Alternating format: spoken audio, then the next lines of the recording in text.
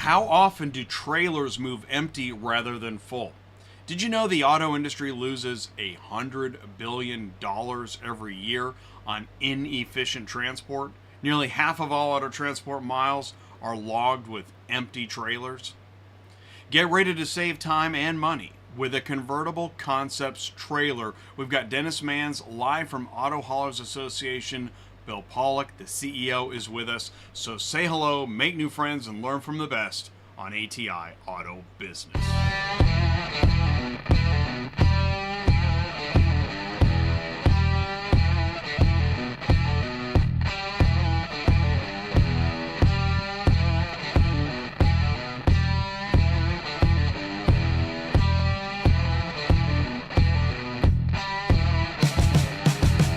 What's up, ecosystem? Welcome back to ATI Auto Business, automotive ecosystem, where everyone learns more about the automotive industry. Let's get started with some top industry news and headlines that include Tesla fully autonomous robotaxi by 2026, BYD Chinese EV ranked second in the world, and how ProblemsGPT by SmarterX.ai works. Dennis Manns is live from Auto Haulers Association of America, and Bill Pawluk is the CEO of Convertible Trailers. Please do feel free to say hello in the live chat. Hello YouTube, hello LinkedIn. We're on show 363 in a row on a Tuesday night. Convertible Concepts trailer launch live from AHAA. This is the trailer that we're going to learn more about. Here it is. And so we're going to meet with the CEO, and he's going to talk about features, and we're going to talk to some early adopters. Nearly half of all auto transport miles are logged with empty trailers. Staggering. Go to Convertible Concepts Corporation trailers to learn more about this here. I'm going to put the link in the live chat. It's convertibleconcepts.com. That's the website you can go to see and learn more about the trailer. In fact, as they say, make the most of every mile. You can convert it. They also sell the auto boxes. They're into transparency just like you are. They want to help you. We're going to learn more tonight with Dennis Manns.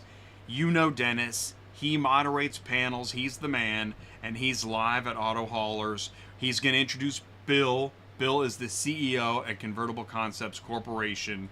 And that trailer, that's the trailer we're going to be looking at. It's in Grapevine, Texas at the Auto Haulers Association of America. Shout out Auto Haulers. And that's a good looking trailer. And there it is. That's the trailer sitting on the floor at the expo hall that we're going to see and learn more about. So get your questions ready. You're going to be able to join live and ask. Let's do some news. Here we go. Great. I got 10 minutes of news. Perfect. Here we go. Tesla to launch low-cost models dedicated robotaxi. Now, Tesla is facing the most hostile retail environment it's seen in over a decade, says Carl Brower at IC Cars. Tesla has done a masterful job of selling the same basic cars for longer than a traditional brand. But the ever-increasing choice in EVs means Tesla must freshen its product line. You know, Elon Musk has repeatedly said this year that Tesla's future depends on selling fully autonomous vehicles. That's no surprise. Tesla has not given many details about the dedicated AV it plans to unveil October 10th, but he has referred to it as Cybercab. He said the robotaxi won't need human controls, no steering wheel, no foot pedals. The automaker is targeting a production start in early 2026. Now, I just saw the other day a video. This is a Rolls-Royce. It also, no steering wheel, no foot pedals. You ride in it, and it drives. Rolls-Royce from the year 2035, if you want to check that out. BYD sets higher annual sales target. The goal will put BYD almost at par with Ford, ranked 6th by global sales in 2023 with 4.4 million vehicles sold. Chinese electric automaker BYD with an 11% upward revision to the company's 2024 sales target. They are selling a lot of BYD, and it's attributed to the extra sales growth in this year's introduction of new models. Don't forget the price point. BYD might be the world's second largest EV vendor after U.S. rival Tesla. I saw this on LinkedIn. Did you know that Tesla is moving away from high-rent retail stores to larger spaces for service and delivery? The strategy aims to reduce overhead costs by focusing on more affordable real estate options or transitioning to delivery centers and online sales. This model aims for efficiency, allowing Tesla to manage test drives, deliveries, after-sales service in less expensive setups than traditional showrooms. A new facility in Jacksonville with over 45,000 square foot includes retail showroom, lounge, service bays, charging facilities. What do you think? Gosh, it reminds me of Carvana, actually. U.S. new vehicle market stuck. As buyers wait for relief, sellers try to hang on to profits. The August selling rate was just 15.1 million, disappointing in light of the holiday weekend and a sign that consumers are waiting to make big purchases. Just talk to a dealer. They'll tell you the market is stuck. It's in a standoff right now between consumers, dealers, automakers, and lenders to see which one is going to blink. What was expected to have been a robust August was rather flat. Jumps from a year earlier, underwhelming. Signals indicate that U.S. sales are losing momentum, and we do not expect any measurable uptick in the daily selling rate in the coming months. Checking dealer sentiment, Cox Automotive checked in with franchise dealers whose sentiment is dropping. Ever since the middle of 2021, keeps on dropping. And you know what? Wow, look over here. It looks like normal. Like 5-6 years ago normal. Remember pre-COVID normal? So, it's not terrible news. It's just hold on to your hats. Time. Back to normal. Carvana adds a second auction-recon center, megasite. Carvana now has a second auction and reconditioning megasite location. The online used car retailer said Monday it's launching inspection and reconditioning capabilities at its existing Odessa, Houston facility, which will continue to run as an auction. This follows their first mega site, Odessa, Kansas City. The transition not only unlocks additional reconditioning capacity and network efficiency for Carvana as a whole, it also specifically benefits the Houston area with faster delivery times. That's how they're going to do that same-day delivery they've been talking about for retail. More robust auction for local commercial customers, new jobs, training, 43 acres, 5,000 parking spaces, to accommodate Carvana inspection and reconditioning activities while maintaining all existing online and in-lane wholesale auction operations. That's big. It's going to be a big operation. And I wanted to share, since we're also interested in AI, you can launch ProblemsGPT by SmarterX.ai, intelligently and identify and prioritize business problems that may be solved more intelligently with AI. How, Jay? Okay, I typed in update carriers en route with mobile app about last minute changes before they arrive. How are we going to do that? How are we going to do that? And here's a brief over 2 pages, a strategic AI driven solution brief. It spat this out faster than I could read it. Page 1 just talks about recommendations and identification of the problem. Here we go. Implementation plan. We got time, estimated gains in efficiency, and estimated budget. ProblemsGPT by SmarterX.ai. Check it out. ATI is where everyone learns more about how the automotive industry works. I talk about the ecosystem, OEM dealer auction logistics, and tonight's show, equipment. So I had thought about, do I need a vertical for equipment? I kind of put equipment under logistics with a little bit of OEM mixed in. It is hard to figure out exactly how to position all this, because it is huge. So leverage ATI in your business. I am here to help. I reach across the aisle to everybody: brokers, carriers, dispatchers, drivers, wedgies, high rails. Get the podcast. That's for everybody. ATIautobusiness.com. Even dispatchers? Yes. And don't forget, tonight after the show, is the debate. That starts at 8. We got 50 minutes before the debate starts. I know you're chomping at the bit to check that out. So jump in the live chat, say hello, make new friends, learn from the best. It's ATI Auto Business. Thank you so much for taking the time to join us tonight for this convertible trailer launch live from Auto Haulers Association of America. Do me a favor, after this we're going to be live with Dennis and Bill and the trailer at AHAA. Stick around. We'll be right back. Transport Auto Quoter is by far the leading auto quoting software on the market, and the only auto quoter with a pro version that comes preset with accurate pricing for anywhere in the U.S. So you don't have to worry about it. The best part is that no change with your current software is needed. Just plug TAQ in and start booking jobs. Carriers can easily plug TAQ into their current websites and start making money right away. I bet you're wondering how we do this instantly and accurately 24/7. Well, constant analytics is the key. Our Price Watch team is constantly monitoring current market conditions, paying close attention to seasonal and quick-moving industry changes. At the end of the day, it takes a lot of time and data to maintain good pricing, time that most of us just don't have on a daily basis. So free yourself up. Using TAQ Pro is really a no-brainer. Save time and money, maximizing your leads and optimizing your online investments. You'll finally be able to sleep well at night knowing that TAQ is on the job selling for you 24/7. Never missing a potential job. All right, we need to brainstorm for this commercial. How do we show our audience that we're the best auto transport platform in the industry?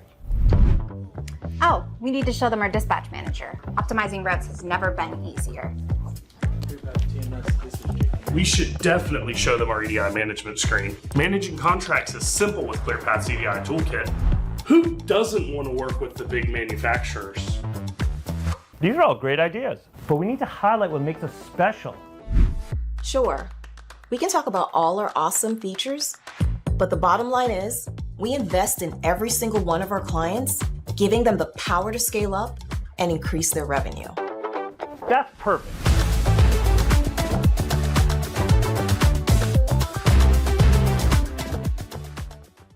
Auto Hauler Exchange has revolutionized the way vehicle haulers and vehicle shippers collaborate. The Exchange B2B marketplace connects vehicle haulers directly to shippers in a frictionless manner. The Exchange helps vehicle haulers maximize their capacity while eliminating empty miles. The Exchange is the first true B2B marketplace of its kind in the vehicle logistics industry. By connecting carriers and shippers directly, carriers can save time and choose which opportunities fit their needs each day. At the same time, shippers can rest assured that their vehicles are being moved by qualified, vetted carriers who fit their vetting program. The Auto Hauler Exchange has democratized the vehicle logistics industry by eliminating the middlemen and connecting shippers directly to available carriers.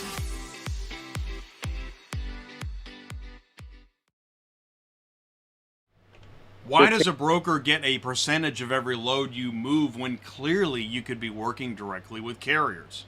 Go around the broker, get faster car shipping, visit autohaulerexchange.com. All right, here we go. Please do help me wish a very warm welcome to Dennis Manns is live at Auto Hauler Exchange, Auto Haulers Association of America. Dennis, can you see me and hear me okay? Absolutely, Jay. How you doing? You're looking great, by the way. Oh, you look great, Dennis. Thank you so much. Hey, I appreciate you having me on this show. So, let's see. Do me a favor. I'm going to... Okay, I see you on...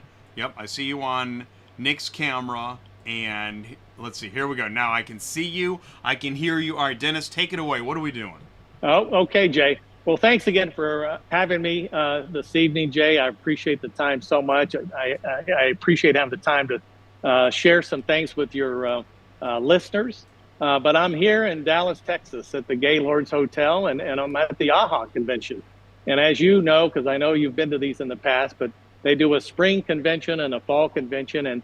And so in the fall convention, this is generally when they have the different exhibits from all the different truck manufacturers and accessories and you name it. Everything, the latest and the greatest in the industry is on display at the AHA conference.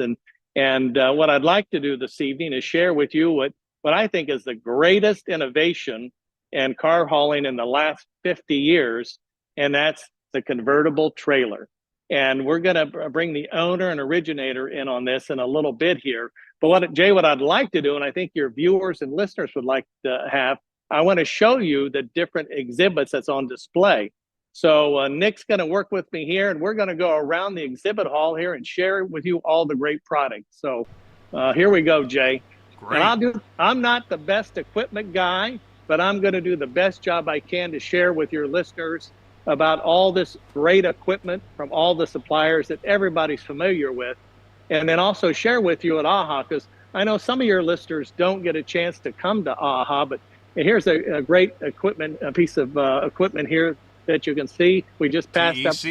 Yeah. And Control. they've done, it's some beautiful stuff here. I mean, you would go crazy with some of this stuff. Wow. And they've done a great job with picking out super colors. They got them accessorized to the max. And again, if you're in the car hauling space, for your listeners, this is a great event to attend. Matter of fact, we had record attendance, Jay. I've been coming to this thing, I guess, 5-6 years. I do the spring event, I do the fall event, and this is the largest attendance we've ever had. And part of that, I'll be honest with you, I had a lot of people say, hey, we want to come see the convertible trailer, because this is the official, as you know, the official North American launch of the convertible trailer equipment. So we're going to finish there in a second. What's that, Jay? And I'll just say, so this is, you finished up day one today, and we're lucky we have the place to ourselves so that we can hear each other and see everything. Yeah. Okay, great. Yeah. Wow. I was there. Oh, that's a beautiful truck from Lore. That is a beautiful truck. Wow. I chatted with the guy who he actually bought it today. This next Peterbilt one is the same gentleman purchased that one, but nice. The colors on this stuff, the equipment, I mean, these things are looking awesome. But I hosted a panel earlier today. I think you and I talked before, and I had OEM representatives from Nissan and Ford and Toyota. And it's something that we incorporated into the AHA event a couple of years ago, where we get these are the executive leaders in the logistics space. And, we just chat about the car hauling business, the finished vehicle logistics business, and how the industry is going for these guys. And so that was an OEM panel that I hosted, and it went great. I'm sure it did. You're great at those panels. I've seen you. No. Yeah, buddy, you're great. You're better at it than I am. But I also hosted a industry overview session, which I know you love the industry numbers. And so I shared with the attendees here today, chatting about the industry and forecasting, sales, production, all those kind of things that these guys are, this is why they come to the conference. They want to see the great product. They want to see the innovations, and they want to learn what's going on in the industry. And speaking of innovations, I want to introduce my friend Bill Pawluk. Billy, how are you? Hey. And Bill is the president and originator of the convertible trailers. And I want to turn it over to Bill at this point, because nobody knows this equipment better than he is, and he's going to share with you all the different specs that this equipment provides. And then when we finish this portion of the podcast, I want to do an industry discussion with a car haul owner who purchased some of the first trailers that Bill has created. So Billy, it's all yours. Okay, great. We're going to switch audio here, so bear with us while we do that.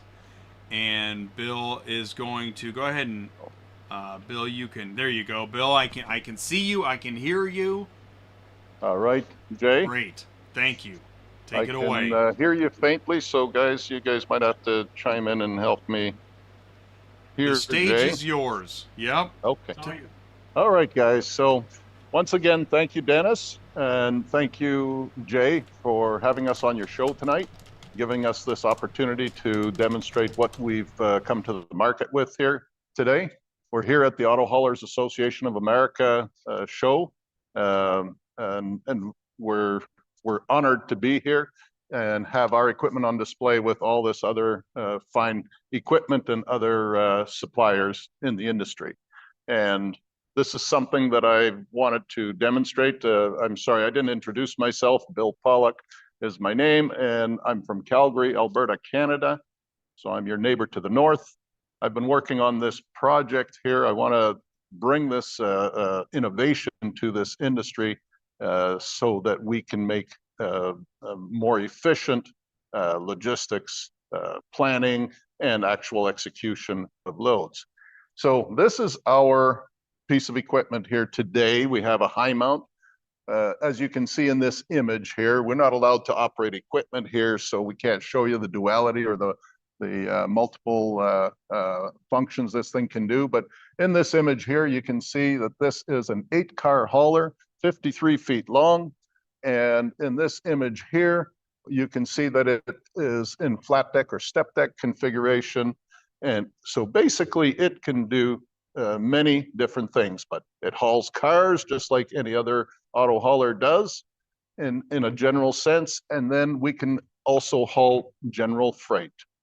So this being just the high mount here today, we also have a Stinger model that's forthcoming and in about the next month. We didn't have it ready for this show, but we at least have the high mount here, and I'd like to show you more about it. So if you could follow me here, Nick. We're going to walk down the operator side of the equipment. 53-foot high mount, as stated before. And here, I'll get here beside the hydraulic valve bank. As most of you will know, that hydraulics is the most important part of any auto hauler. It's what I call the heartbeat of the equipment. If we don't have hydraulics, we can't move our decks around, manipulate them, and load our loads efficiently. As you'll see, this entire structure is made out of high-grade, automotive-grade steel, higher strength-to-weight ratio material. You'll notice the silver color. This is all hot-dip galvanized material, and therefore the coating should last the life of the equipment. So we're really pleased to be able to offer this kind of value for the operator who purchases our equipment. We have 14 hydraulic functions on this piece of equipment, which manipulates all of our decks, from the front upper gooseneck deck to the lower gooseneck deck, our upper mid deck, as you can see here next to me, the lower belly deck, the tandem extension deck that we have here ahead of the rear axles, and then of course our rearmost upper and lower decks.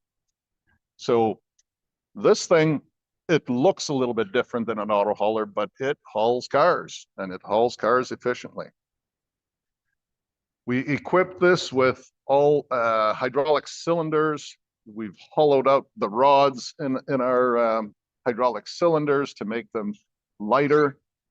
And we've attached stainless steel hydraulic lines. We have double braid wire soft lines as well that operate at a 5,000 operating pressure, 5,000 PSI operating pressure. So this trailer, we've tried to make it as safe as possible, and putting in all the proper equipment to prevent any kind of catastrophic incidents. We use a Bosch Rexroth hydraulic valve bank, very high quality. You'll notice there's wires on this hydraulic valve bank, and those are attached to the solenoids on this hydraulic valve bank, which means that we can operate this with a remote control. So basically, you will have what looks like a TV remote control that has all the functions that you see here in front of you and a couple more in the back, and you can operate them remotely. So that way the operator can put their head where they need to be so that they can, again, make sure that no damage occurs during loading. So we're really proud of this entire development here to bring remote control to our convertible equipment. In this particular model, we can have self-contained hydraulic power, whether it's with a Honda gas engine, and we operate at 2,500 PSI, 6 gallons a minute type of thing. We can also be hydraulically powered through a PTO from the tractor that's pulling this unit. So going further back here, you'll notice we have a red color here. This is all a vinyl wrap, what we call a vinyl wrap. And so we can cover up the galvanization with your corporate colors, whatever they may be. So all you have to do is tell us what your color or code is, your chip, and we will match it up for you. Let's go back here to the back end of the trailer. No trailer is complete, of course, without axles. Axles are kind of an important piece of equipment on our equipment, just as it is on any trailer. These axles, in particular, are SAF Holland brand, but we can put in Hendrickson as well. And we offer 22.5-inch low pro rubber, and we also offer 19.5-inch rubber and wheels, drum brake, disc brake. There's very little clearance down here, so disc brakes could be of benefit to many operators. So it's the latest, greatest equipment available. We have an auto tire inflation system available, whether it is for Hendrickson or SAF Holland. And we offer a weight gauge and an air dump valve as well, a manual air dump valve, and an air weight gauge, so you can estimate the weight that you have on your axles. It's always critical to make sure that you're not overweight on this rear group. And quite often, this is where you will be overweight, if anywhere. So basically, I've given you a very brief overview of this equipment. Our Stinger model will be designed and equipped very similarly to this, to the high mount. It will be ready in about 1 month, whereupon we are in production, producing 10 units of each every month, and getting them into the marketplace to start with our pilot projects. So any questions, Dennis? Anything that I've missed? What do you think? Well, go, Jake, go ahead. All right. So at this point, Bill, we're going to move up toward the front of the trailer, and we want to kind of do an discussion and chat with one of your first customers about the decision process of the equipment. So let's go up front. Perfect.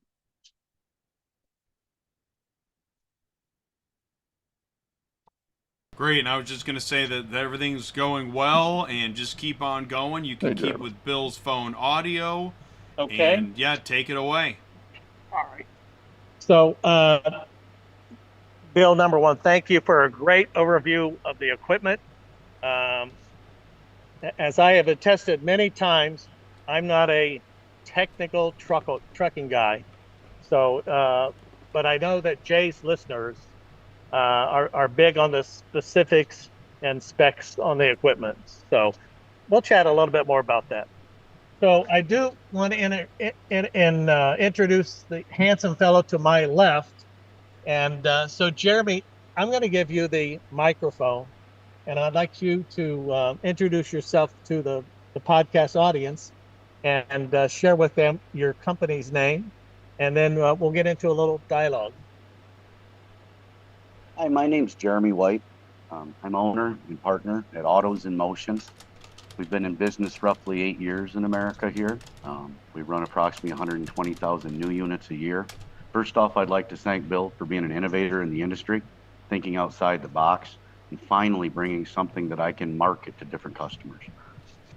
This product is so much superior than anything on the market right now because of the versatility. When you run rural America, when you're in rural Canada, and you're running all these empty miles, and your footprint in society and the global footprint, you're running empty 40% of the time in this industry.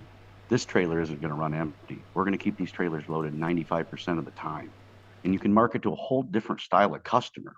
Anyone that doesn't jump on this bandwagon is missing out.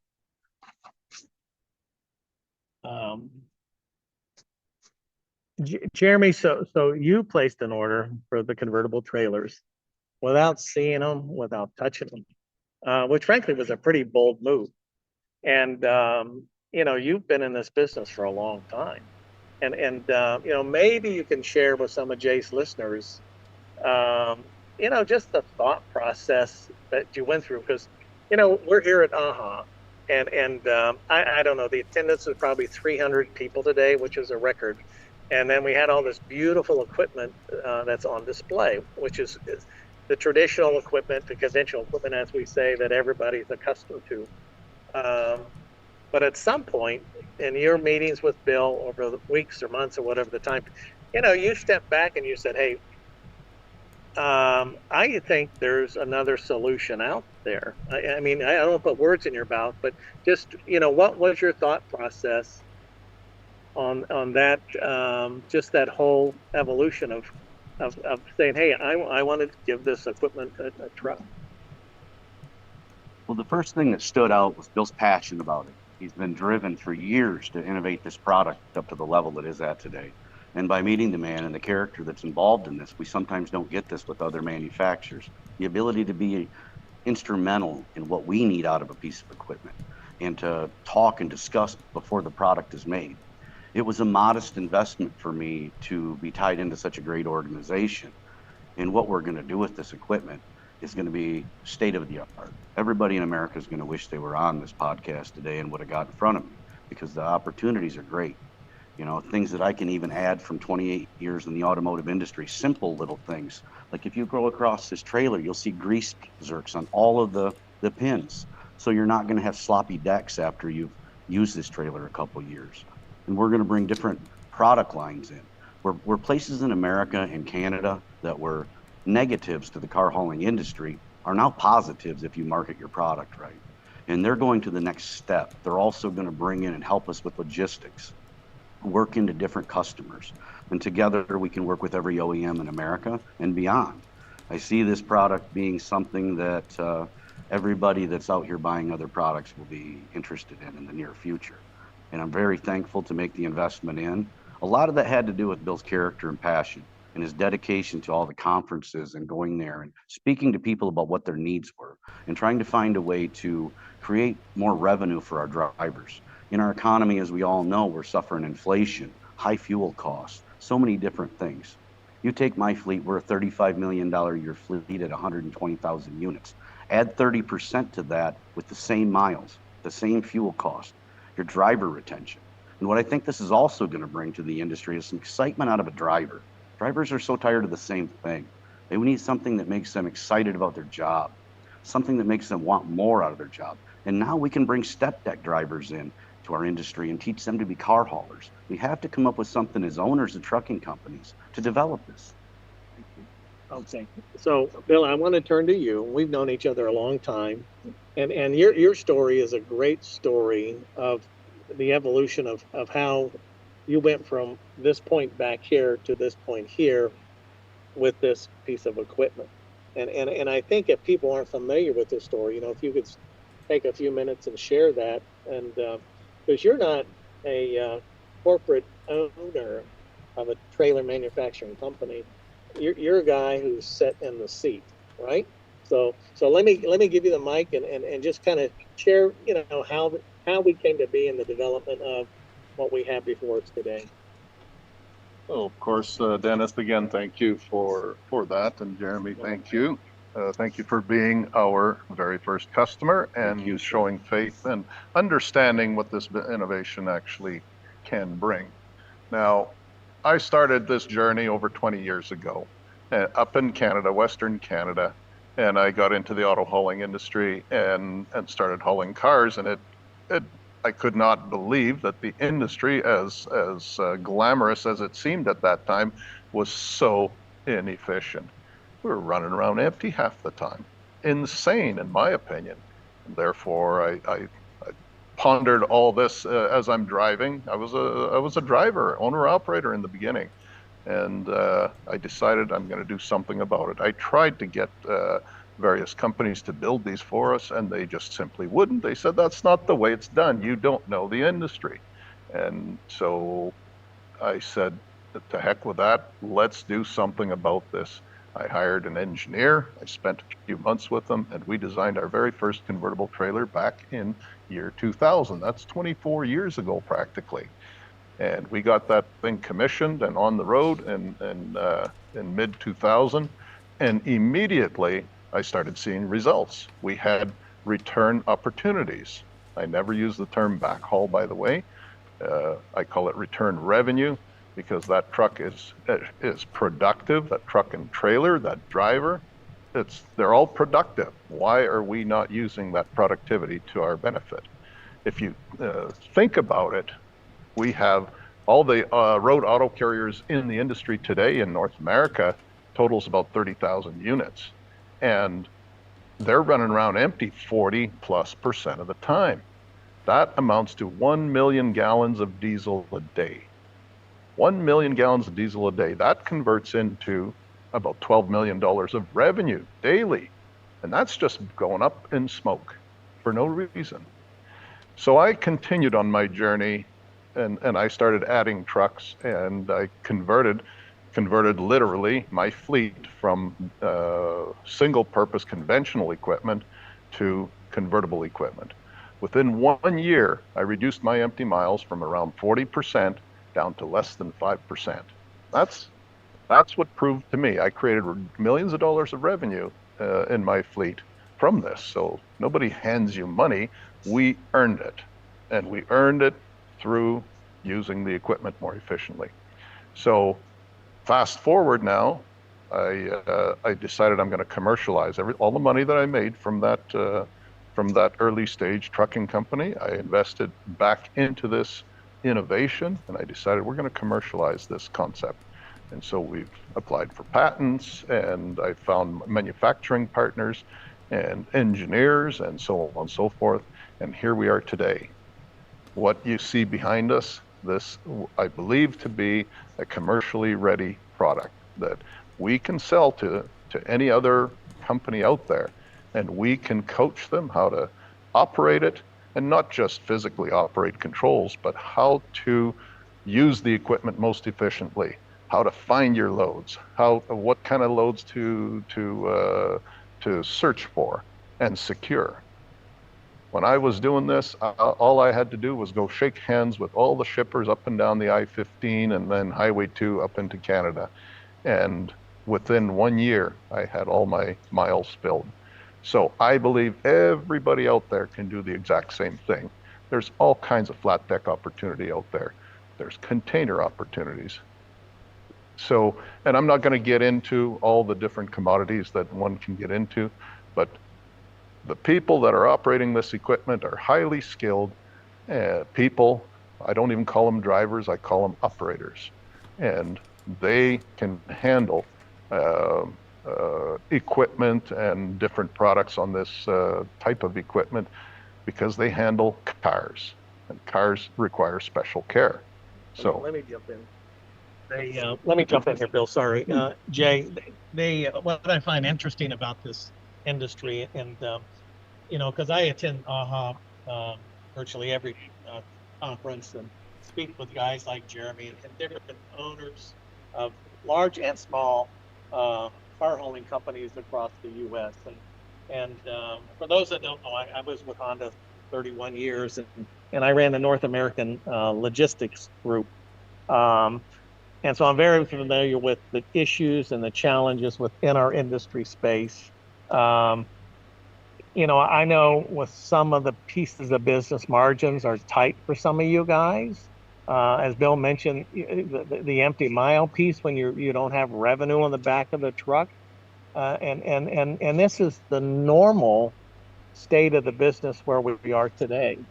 And so what I find interesting, and I'm not a car hauling expert like this guy or this guy, and I'm not a technical guy like you are, but for me, it's an economic discussion. Because I look around the exhibit hall here, and there's some beautiful equipment, just fantastic. I mean, fantastic equipment. But at the end of the day, they can really do one thing, and that's haul automotive, right? And so the discussions you have or you had today with your automotive customers, if you don't change something, you're going to have the same discussions tomorrow, right? And so, Jay, for me, that's where I found Bill's equipment so fascinating, is that it gives owner operators, car hauling owners, other choices tomorrow. And now, something I think you probably need to chat about, and you know better than I do, because I think the average one of Jay's listeners is going to say, I haul cars, I'm a car hauler, I know how to do that piece of, I don't know anything about this other piece of business. And with Jeremy, and we'll turn to you in a second here because we only get the one microphone, unfortunately. But is that an issue or concern, or what's going to be the learning curve to have his drivers learn how to handle, I guess the term's general freight, So let me turn it to you first, and then we'll have Jeremy chime in. Okay, thanks again for the question, Dennis. And yeah, you're on point. Sure, that's a concern. Yes, auto haulers seem to know a lot about hauling cars, but they don't know anything about flat deck freight. I didn't know anything about hauling cars or hauling flat deck freight when I started this. So if you're willing to learn, you're gonna figure it out. But the point is it's intimidating because you've never done it before. And freight haulers know nothing about hauling cars. They see all these carriers going down the road and they just look in awe all the time. How the heck do they do that? That's got to be complex and risky. But everybody admires all the car haulers out there. That I did when I was before I was one. And so what I do know is it's not difficult, but you got to be willing. And as soon as you're willing, doors start opening up. So I was able to educate my people. First, I had to educate myself, of course. And I had to go and shake hands with all the shippers up and down our lanes.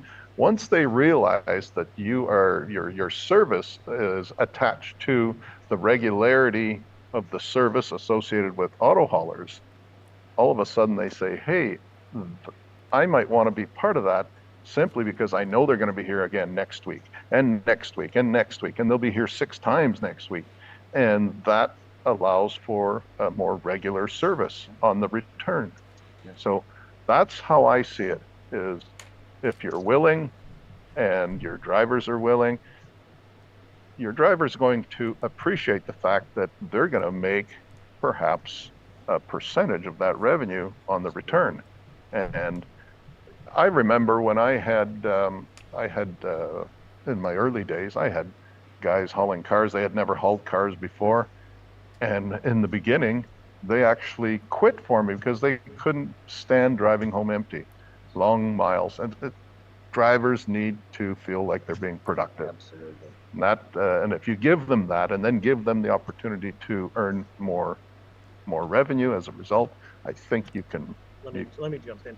Yeah. So Jeremy, they and I'm not sure how many trailers and drivers that you have, but whatever that number is, you're going to start merging, the convertible trailers into your network, and I'm sure you're going to have certain drivers that you've probably identified as probably going to readily early adapt to this and receive it well,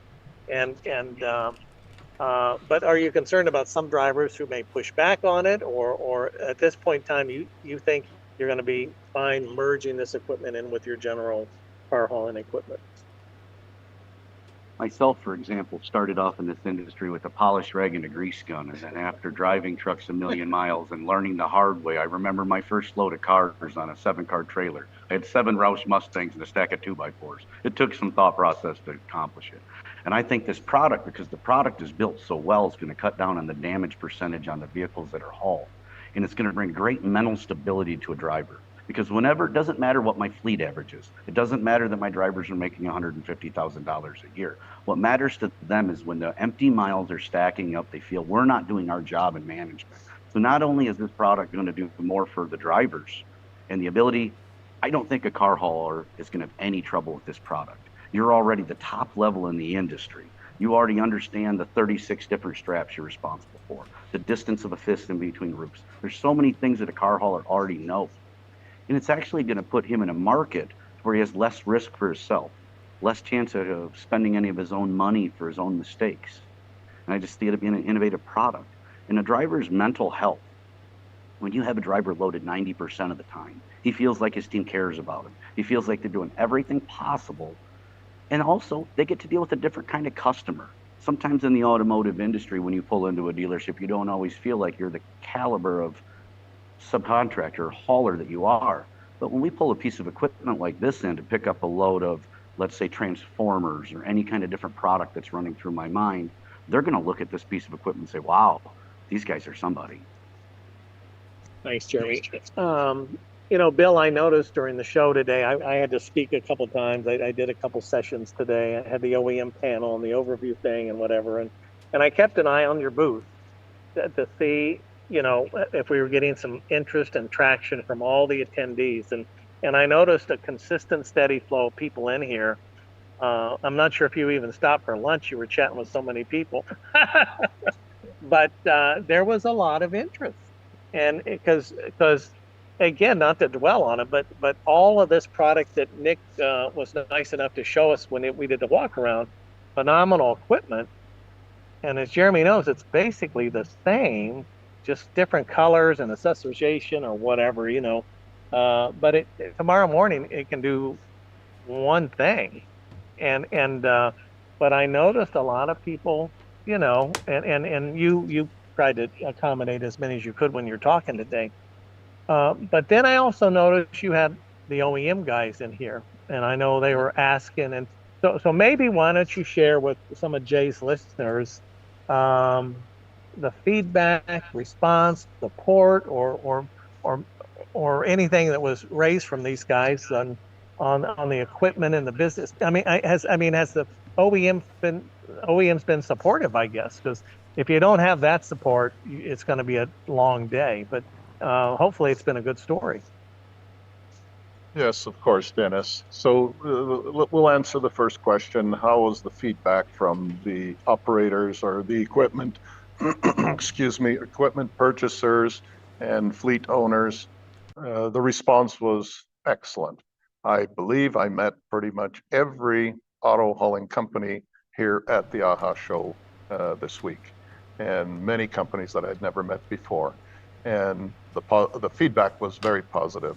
I had some suggestions that we readily accept suggestions simply because it's important. We need to make sure our customer is happy, but they were ideas around hydraulic routing and electrical wire routing, that type of thing. As everybody knows, any piece of equipment that isn't operating, that's considered downtime, and downtime is very expensive. So they want to make sure that the equipment is always running. That's a big concern of theirs. But do they get the concept? Absolutely. And seeing is believing. Once somebody kicks the tires on a piece of equipment, then they know it's real and it's no longer theory. And this has been theory for a long time, but we're here finally. So I'm really appreciative of all the people that came and spoke to me in the last couple of days, and it was great getting their feedback. But few people actually asked about the price. Most of them asked about the functionality of it, and that tells me something very important. Dennis, I want to talk about the OEMs too. I don't. Okay. And so yes, yeah. Anyhow, so we had some of the OEMs come and speak or come and ask questions. I toured them around the equipment, and they all looked at it and still I can see in their eyes they're wondering, why hasn't this happened before? And I gotta say, tradition and habit are powerful things, and I think Were they aware that your equipment was on the market or about to be, or was this a total some of the OEMs knew that it was coming because they'd heard about it many times before.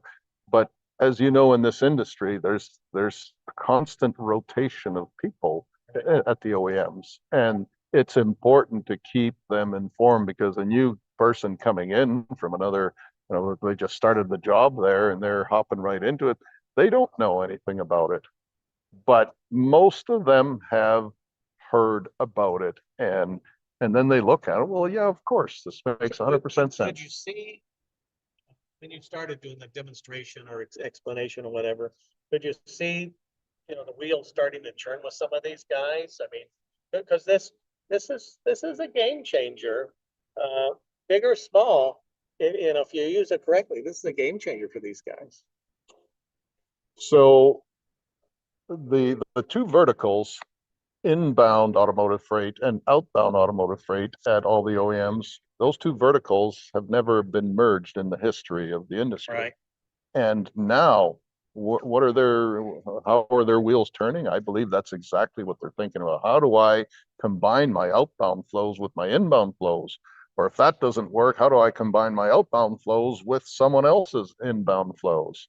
How can we fill these empty miles? And so, yes. Because up until now, these are two different groups, discussions, what have you. You're the finished vehicle guy, and that's your job, that kind of thing. That's right. And there's I don't care which OEM you're talking about, the spin, hopefully the mic's picking me up. The spin that these guys have for logistics. So I did it in Honda. It's a big number. And if you can capture a savings of X, whether you're the owner and it goes straight in your pocket, or if you're the OEM as the customer and you can work better deals, inbound and outbound kind of deals, we're talking significant opportunity in the marketplace. Absolutely. If you fill your empty miles, 60% of that revenue is actual profit, because you've already paid for all your expenses on the outbound side. And now, if you've all of a sudden got this new revenue stream, hey, it's an opportunity to capitalize on that. 60% of the return revenue is profit, and that can go towards paying off the equipment in short order. Yeah. So it's a big deal. If I could lead in a little bit to the OEM, If you rotate that, however you want to do.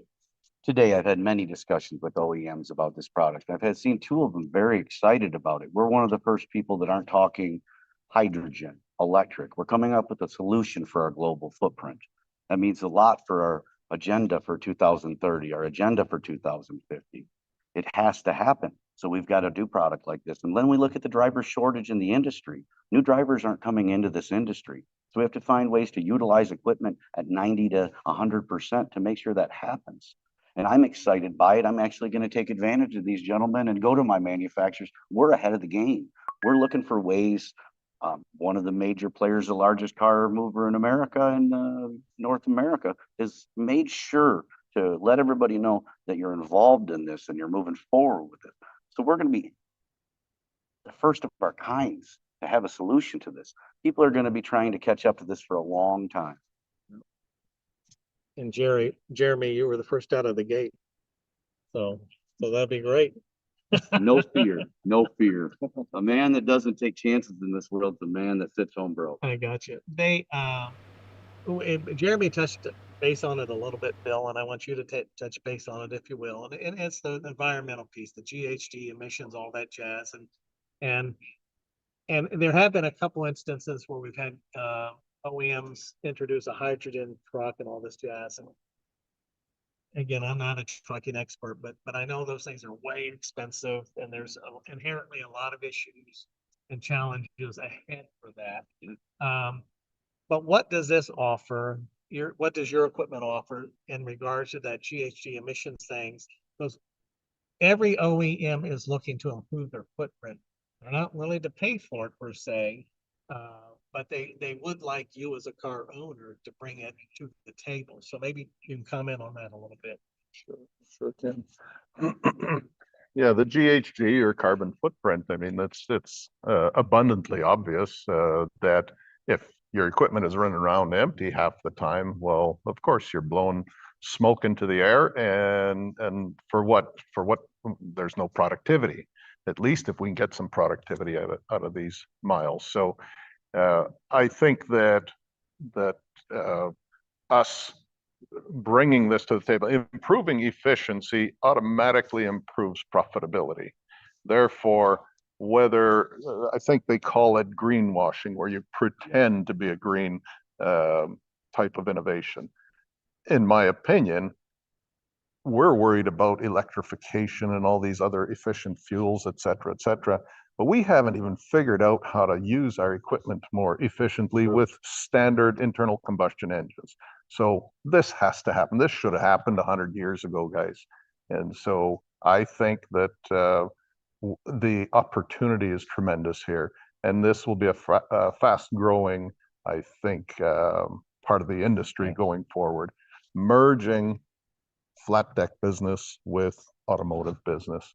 I The think best thing I see, this isn't a talk. This isn't a concept or an idea. We're putting this into practice now. Where everybody else is wondering, how are we going to get a grid set up for electric? How are we going to get the hydrogen? We're making steps tomorrow. My trucks will be rolling down the road in 60 days if they roll off the line. Right. So you did a product walkthrough and feature and benefit thing and all that kind of thing. But I want to make sure we capture some other details. Again, I'm not a big spec guy, but so this is the high mount version, and we have the Stinger, which will be available in the next 30 days or whatever, pretty soon. Yeah. And so the capacity from a unit standpoint of this high mount, from the number of units that this can handle and the weight, how does that compare to the other traditional high mounts that we have with us today? Okay, thanks for the questions, Dennis. So yeah, so the capacity of our high mount that you see behind us today is 8 cars. And I think that's a competitive number to the conventional auto haulers out there. We think that it does a fine job as far as being a car hauler. So I don't think we're giving up anything as an auto carrier unit by developing a convertible piece of equipment. The weight of our trailer empty is comparable to a conventional auto hauler. Therefore, you're not losing anything in either case. So, and additionally, and the Stinger, same, different. The Stinger's same thing. Same. We're basically reconfiguring all the hydraulic functions. So high mount and Stinger, whatever your key competitors of conventional equipment. Yep. Weight, unit count, weight of the trailer itself. That's correct. Pretty much identical. Very close. Yeah. I'm going to say I hate using the term identical, but I would say within a reasonable amount, they're very, very similar. Yeah. So you won't see a decrease in productivity. And again, I apologize to show Jay. I apologize showing my ignorance here, but and the length of the trailer, because you can only run 75 or 80. I don't know the number. Crucial for my. But that number for the listeners.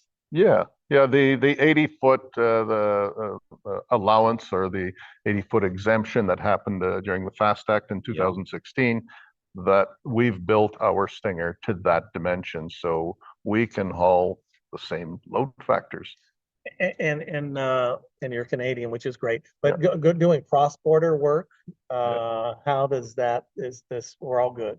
Yeah, so this 53-foot high mount is legal from a regulatory perspective in all U.S. lower states and all of Canada. Okay. And the not Mexico. not Mexico at this point. That's correct. Now the Stinger, the 80-foot version, it's certainly legal throughout the U.S., California included, and we have the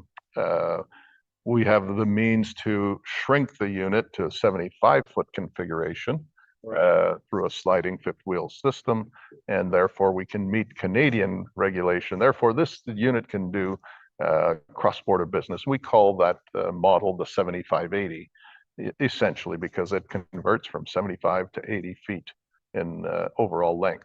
So we're legal in Canada, we're legal in stateside. That is such a big thing. It's because how many people are building a product right now at 75 foot in? You have to special orders. Someone like myself, that 60% of the market is cross-border market. This takes the stress out of it. I no longer got to go after permits. I no longer have drivers worried about maybe being an 80 footer if it's properly licensed. It gives us the opportunity to do so much more with one piece of equipment. It's just a very universal product. So Jeremy, I'm assuming that you've shared with your drivers that you've got some new equipment coming on board, and you've probably shared the capabilities of it and all this kind of thing. You know, what was the response and the feedback from your guys? I mean, excitement or fear or readiness, or I mean, how did that discussion go? I've got 3 picked out so far, and I've got 5 more that I'm screening for this program. They're excited by it. They want to be involved in it. They all need something more to do. Once you do a job day after day after day after day, you'll get tired of that job. But this brings so many new product lines to things. Anything from high school basketball wood courts to veneer logs to just ATVs. You know, and something else I'd like to add to this is the safety for the driver. These decks all the way across, there's not going to be 1 or 2 of my drivers falling through them racks a year. There's not going to be as much slip and fall injury in the bad weather because of the way the trailer's designed. It's state of the art. Right. You know, there's no shortage at all of interest. And that's a great lead into my next question, because the part I think about your story, Bill, that's fascinating is again, you know, you were an owner operator. You know, you were a fireman doing this in a spare time, and the spare time became the full time, and the next thing you know, you're a damn manufacturer, which you probably didn't really plan on to begin with, but you understand the issues and the challenges that I'm going to say so many of Jay's podcast listeners face with features, and it's a labor of love for you. I know it's a labor of love because I've known you a long time, and there's been so many, you know, blood, sweat, and tears you put into this thing.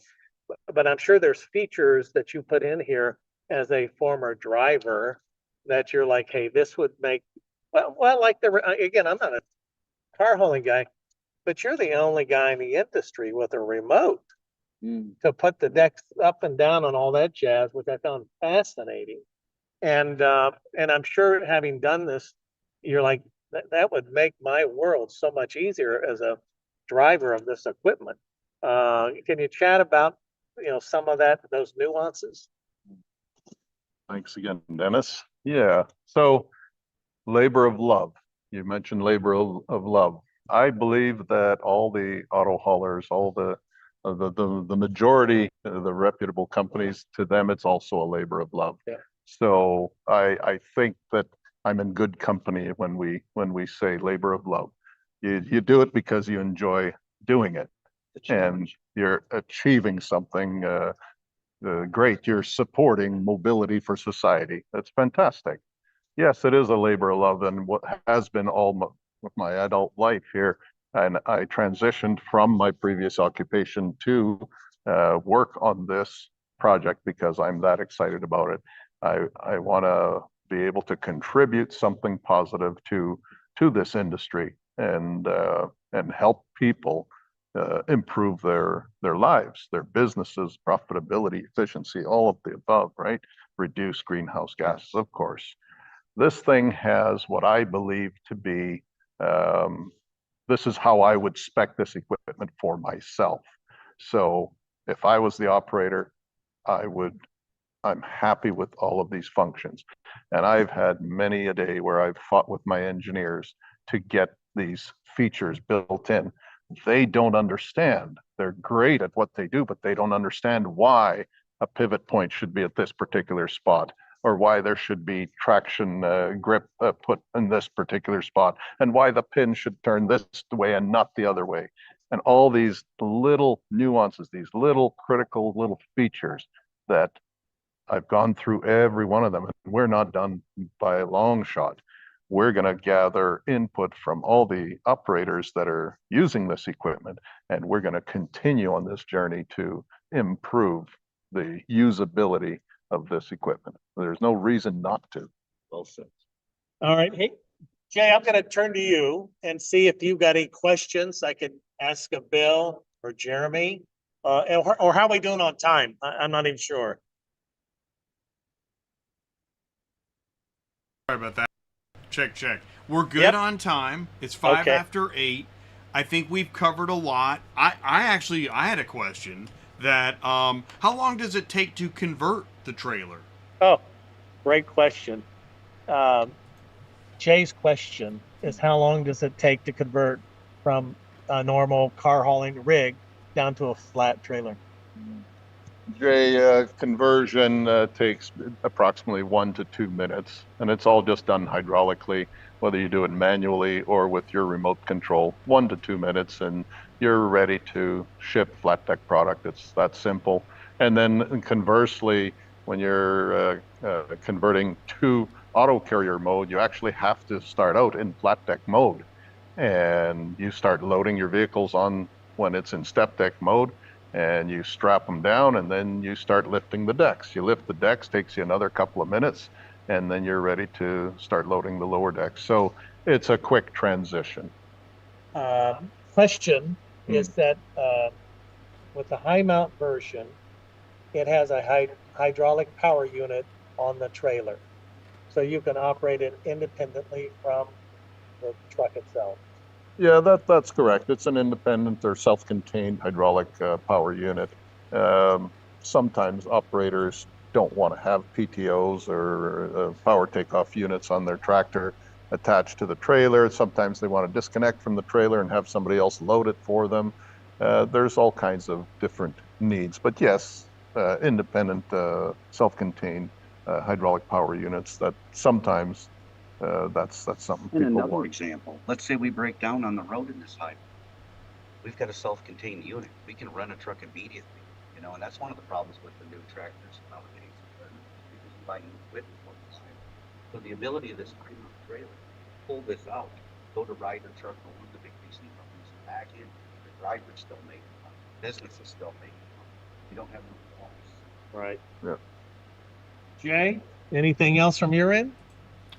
Gosh, I'm surprised that was really fast. So then, okay, so follow-up would be, when you're loading cars, you're standing on the pavement while you're not climbing up on the decks? I think that's a different answer.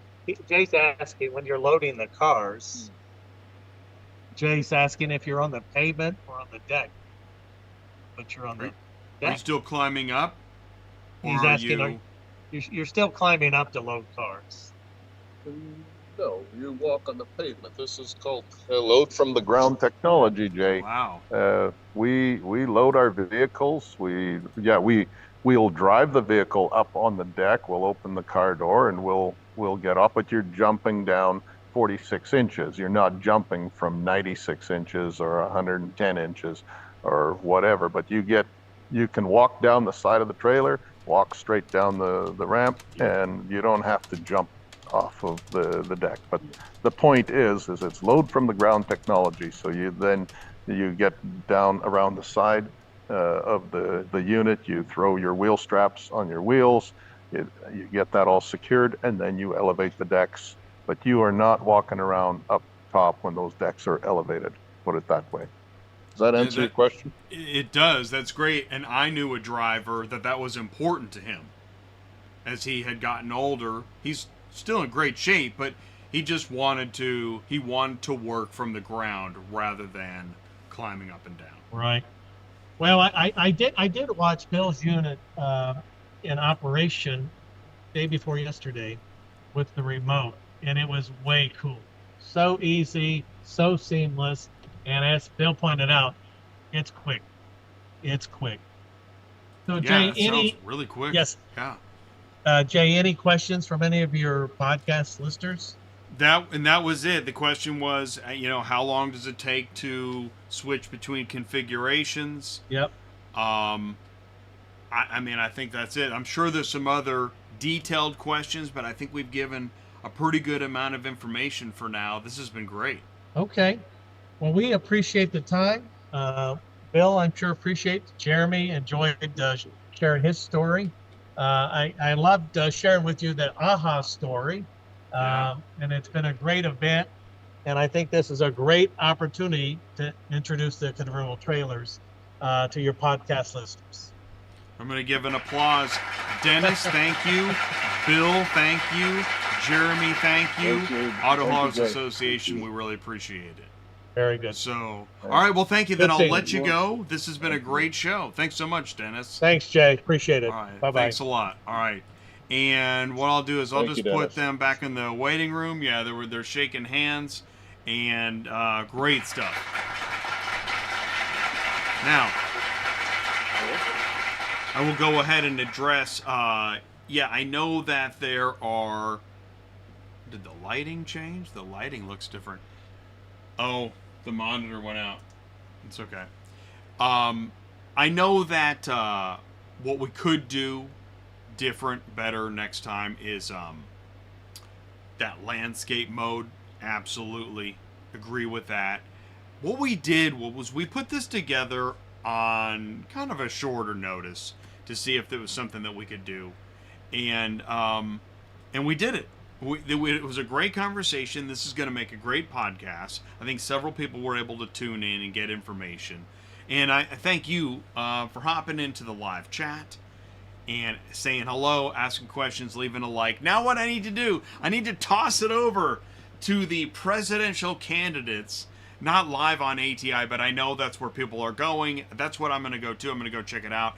There's a debate happening right now. Kamala Harris, Donald Trump, event of the world. So go check that out. Thanks for tuning into ATI, Superflow Systems, ClearPath TMS, Auto Hauler Exchange, Auto Haulers Association of America, Convertible Concepts Trailer Corporation, and you. Thank you for tuning in for this live stream trailer launch at AHAA.